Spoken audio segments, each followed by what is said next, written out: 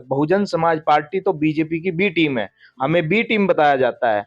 अगर हमने किसी पार्टी को वहां पर हरा करके अपना विधायक बनाया तो बीजेपी को हरा करके बनाया है, ना कि आरजेडी और जेडीयू को। आज कांग्रेस इतने घुटनों के बल आ गई है कि कांग्रेस इतनी हिम्मत नहीं कर पा रही कि वो किसी भी स्टेट में अकेले चुनाव लड़ने की हिम्मत कर पाए।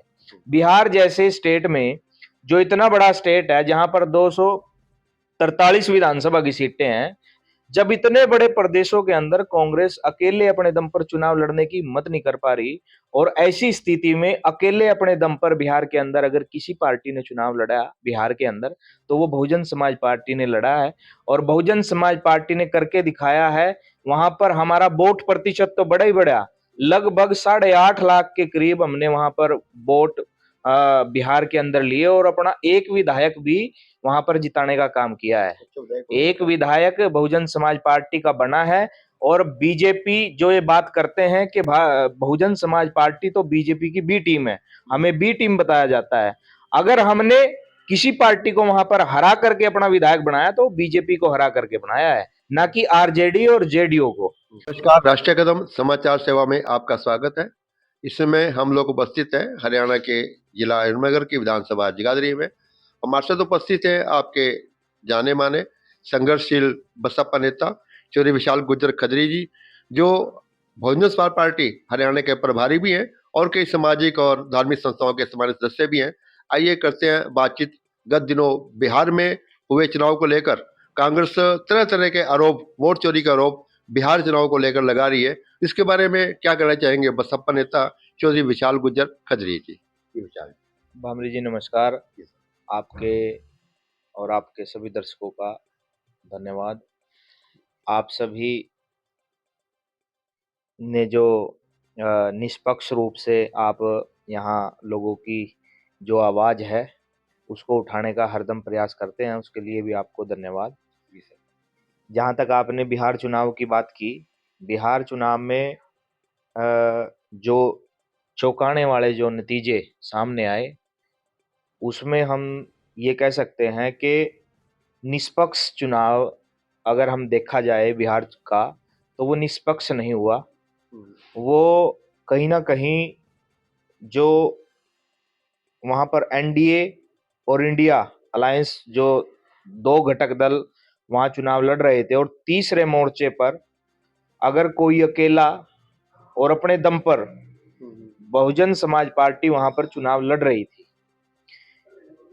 एनडीए के साथ कई ऐसे राजनीतिक पार्टियां थी जो वहां पर क्षेत्रीय पार्टी भी हैं, और राष्ट्रीय पार्टी भारतीय जनता पार्टी भी चुनाव लड़ रही थी।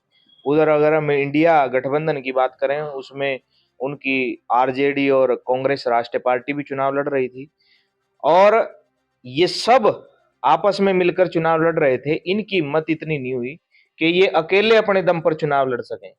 आज कांग्रेस इतने घुटनों के बल आ गई है कि कांग्रेस इतनी हिम्मत नहीं कर पा रही कि वो किसी भी स्टेट में अकेले चुनाव लड़ने की हिम्मत कर पाए। बिहार जैसे स्टेट में, जो इतना बड़ा स्टेट है जहां पर 243 विधानसभा की सीटें हैं, ऐसे ही आप उत्तर प्रदेश को लगा लो, वहां लगभग 400 के करीब विधानसभा की सीटें हैं। जब इतने बड़े प्रदेशों के अंदर कांग्रेस अकेले अपने दम पर चुनाव लड़ने की हिम्मत नहीं कर पा रही, और ऐसी स्थिति में अकेले अपने दम पर बिहार के अंदर अगर किसी पार्टी ने चुनाव लड़ा बिहार के अंदर, तो वो बहुजन समाज पार्टी ने लड़ा है। और बहुजन समाज पार्टी ने करके दिखाया है। वहां पर हमारा वोट प्रतिशत तो बड़ा ही बड़ा, लगभग 8.5 लाख के करीब हमने वहां पर वोट बिहार के अंदर लिए, और अपना एक विधायक भी वहां पर जिताने का काम किया है। एक विधायक बहुजन समाज पार्टी का बना है। और बीजेपी जो ये बात करते हैं कि बहुजन समाज पार्टी तो बीजेपी की बी टीम है, हमें बी टीम बताया जाता है। अगर हमने किसी पार्टी को वहां पर हरा करके अपना विधायक बनाया तो बीजेपी को हरा करके बनाया है, ना कि आरजेडी और जेडीयू को। हमने बीजेपी को हरा करके अपना विधायक बनाया है। हम और आज ये तय हो चुका है, जनता उस बात को समझने लगी है, और आगे जो चुनाव होंगे आपको देखने को मिलेगा कि अगर इस देश के अंदर और कहीं प्रदेश के अंदर अगर इस बीजेपी को कोई चुनौती दे सकता है तो बहुजन समाज पार्टी दे सकती है। विशाल जी, बीजेपी तो ये कह रही है कि हमने मेहनत के दम पर ये चुनाव जीता है। देखिए, बीजेपी की मेहनत तो ये है कि उन्होंने पैसे के दम पर, धन बल का प्रयोग करके वहां का चुनाव जीतने का काम किया है। आप देख सकते हैं कि हमारी जो महिलाएं हैं उनके खातों में सरकारी धन बल से, अपने घर के धन बल से नहीं, सरकारी धन बल से बीजेपी ने और जेडीयू ने ये चुनाव जीतने का काम किया है। 10-10 हजार रुपए आप सरकारी खातों से आप महिलाओं के खातों में डाल रहे हो, तो वो वोट खरीदनी नहीं कहोगे, उसको क्या कहोगे? तो ये निष्पक्ष चुनाव कहाँ हुआ? तो ये बात तो चुनाव आयोग को भी देखनी चाहिए। पर आज चुनाव आयोग भी मौन धारण पर है, और चुनाव आयोग भी इनकी किसी बातों को लेकर के अगर कोई विपक्ष का नेता उनको कहे तो वो भी आज मौन है। तो आप देख सकते हैं कि कहाँ इन्होंने बड़ी ईमानदारी और निष्ठा के साथ वहां पे चुनाव लड़ा। जहां इनकी बिल्कुल स्थिति खराब है, वहां ये जो इनके गृह मंत्री, इनके केंद्रीय मंत्री, इनके जो वहां के मुख्यमंत्री, वो कह रहे हैं कि हम 150 और 160 से नीचे रहेंगे। इनको अपना यकीन नहीं था कि हम 200 से पार चले जाएंगे, और ये 202 सीट जीत गए। हेराफेरी हुई है वहां पर, तो 100% हेराफेरी हुई है, 100% हेराफेरी। विशाल जी, आप हरियाणा बीएसपी के प्रभारी भी हैं, हरियाणा की बात करते हैं। हरियाणा में संगठन किस प्रकार का आपका कार्य कर रहा है बीएसपी का, और किस प्रकार की सरकार हरियाणा में प्रदेश में चल रही है नायब सैनी जी की? देखिए, जहां तक आपने हरियाणा प्रदेश की बात करी, हरियाणा प्रदेश के अंदर आज जो कानून व्यवस्था है वो बिल्कुल चरमराई हुई है इनकी बीजेपी की सरकार के अंदर।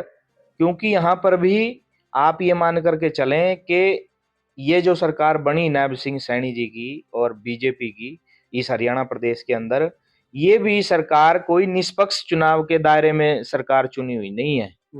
ये चुनाव भी निष्पक्ष तरीके से नहीं हुए, यहाँ पर भी जबरदस्ती लोगों को हराने का काम किया गया है।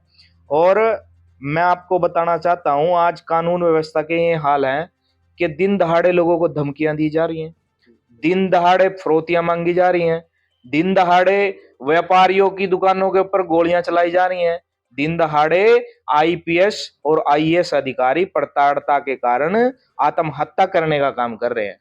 तो ये हाल इस सरकार का है।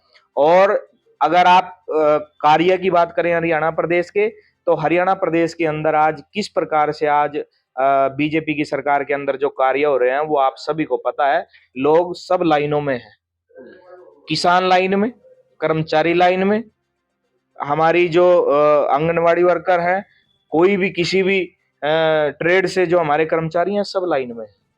किसी के लिए कोई कार्य इस सरकार में कोई सुविधा नहीं है, सब परेशान है।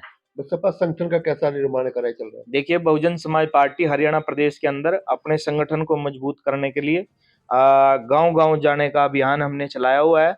गांव-गांव जाकर के हम अपने कार्यकर्ताओं का अधिक से अधिक पार्टी के साथ जोड़ने का काम कर रहे हैं।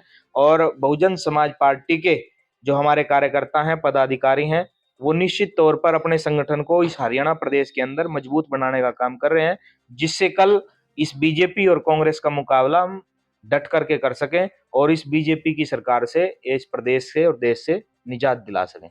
भविष्य में क्या कार्यक्रम है बीएसपी? देखिए, भविष्य में अभी हमने पीछे 9 अक्टूबर का कार्यक्रम किया था, जो साहब कांशीराम जी की जो परिनिर्वाण दिवस के ऊपर।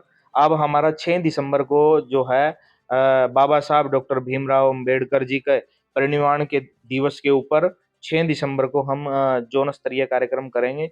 वो अभी हमारा डिसाइड नहीं हुआ हम कहाँ करेंगे, पर 6 दिसंबर को करेंगे। वो 1-2 दिन में हम अपनी बैठक करके उसको कार्यक्रम को रख लेंगे और बड़ी संख्या में वहां पर लोग पहुंचेंगे और बाबा साहब जी को जो भारत संविधान के निर्माता हैं उनको पुष्पांजलि अर्पित करने का काम करेंगे।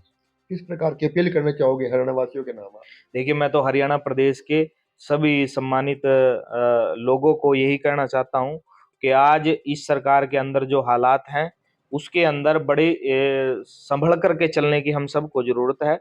और आप सभी जब जब ये मौका लोकतंत्र को बचाने का, लोकतंत्र के पर्व का, चुनाव का कोई भी मौका आए, तो उसमें आप सही निर्णय लें, सटीक निर्णय लें, जिससे कभी भी आपको धोखा ना मिले और कभी भी आप उस चीज को लेकर के गलत साबित ना हो। आप सही निर्णय लेने का काम करें। मैं यही आपके माध्यम से अपील करना चाहता हूँ। बहुत बहुत शुक्रिया, बहुत बहुत धन्यवाद विशाल जी।